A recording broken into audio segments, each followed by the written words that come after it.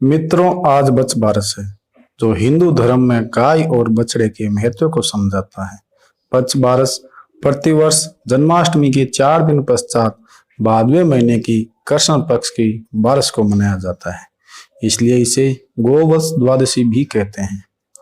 भगवान कृष्ण की गाय और बछड़ों से बड़ा प्रेम था, इसलिए इस त्योहार को मनाया जाता है। ऐसा माना जाता है कि बच बारस के दिन गाय और बछड़ों की पूजा करने से भगवान कृष्ण सहित गाय में निवास करने वाले सैकड़ों देवी देवताओं का आशीर्वाद मिलता है, जिससे घर में खुशहाली और संपन्नता आती है।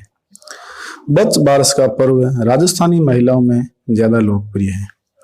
बच बारस के दिन विवाहित महिलाएं पुत्र प्राप्ति और मंगल कामना के लिए व्रत करती हैं। इस दिन अंकुरित चने, मटर, मूंग आदि का सेवन किया जाता है। गाय का दूध और उससे बनी वस्तुओं का सेवन इस दिन वर्जित है। इस दिन गेहूं का उपयोग नहीं करना चाहिए और साथ ही कटी हुई सब्जियों और फलों को भी नहीं खाना चाहिए। इस दिन गायों और बछड़ों की पूजा की जाती है। तो आइए बच बारस पूजन विधि और बच बारस से जुड़ी कथा के बारे में बात करते हैं। पूजा के लिए भैंस का दूध और दही, भीगा हुआ चना और मोठ ले। मोठ बाजरे में घी और चीनी मिलाएं। गाय के रोली का टिक्का लगाकर चावल के स्थान पर बाजरा लगाएं। बायने के लिए एक कटोरी में भीगा हुआ चना, मोठ, बाजरा और रुपया रखें। इस दिन बछड़े वाले गाय की पूजा की जाती है। यदि गाय की पूजा नहीं कर सकते तो एक पाटे पर मिट्टी से बच बारस बनाते हैं और उसके बीच में एक गोल मिट्टी की बावड़ी बनाते हैं। फिर उसमें थोड़ा सा दूध और दही भर देते हैं। फिर सब चीजें चढ़ाकर पूजा करते हैं। इसके बाद रोली दक्षिण चढ़ाते हैं, स्वयं को तिलक निकालते हैं, हाथ में मोठ और बाजरे के दाने को लेकर पूरी कहानी सुनते हैं। बच बारस के चित्र की पूजा भी की जा सकती है। बच बारस की कहानी बहुत समय पहले की बात है।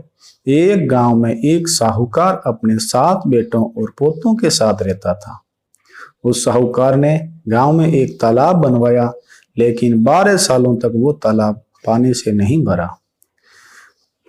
उसने पंडितों को बुलाया और कारण पूछा, तो पंडितों ने कहा कि इसमें पानी तभी भरेगा जब तुम या तो अपने बड़े बेटे या अपने बड़े पोते की बलि दोगे। तब साहूकार ने अपनी बड़ी बहू को तो पीहर भेज दिया और पीछे से अपने बड़े पोते की बलि दे दी। इतने में गरजते बरसते बादल आए और तालाब पूरा।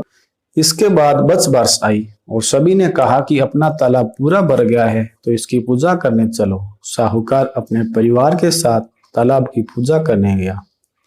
वह दासी से बोल गया था कि गेहूं ला को पका लेना। गेहूं ला का अर्थात गेहूं के धान से था।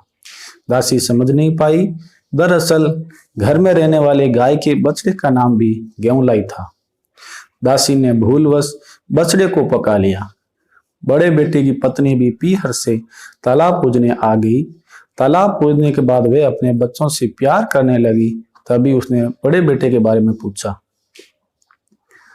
उसी क्षण तालाब में से मिट्टी में लिपटा हुआ उसका बड़ा बेटा निकला और बोला कि मां, मुझे भी प्रेम करो।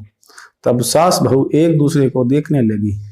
सास ने बहू को बलि देने वाली सारी बात बता दी। फिर सासू ने कहा कि बच बारस माता ने हमारी लाज रखी है और हमारा बच्चा वापस दे दिया।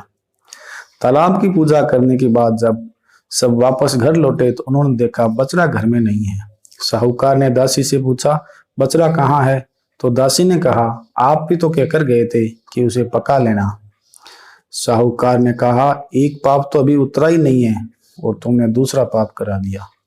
साहूकार ने पका हुआ बछड़ा मिट्टी में दफन कर दिया। शाम को गाय वापस लौटी तो वह अपने बछड़े को ढूंढने लगी और मिट्टी खोदने लगी। तभी मिट्टी में से बछड़ा निकल गया। साहूकार को पता चला तो वह भी बछड़े को देखने गया। उसने देखा बछड़ा गाय का दूध पीने में व्यस्त था।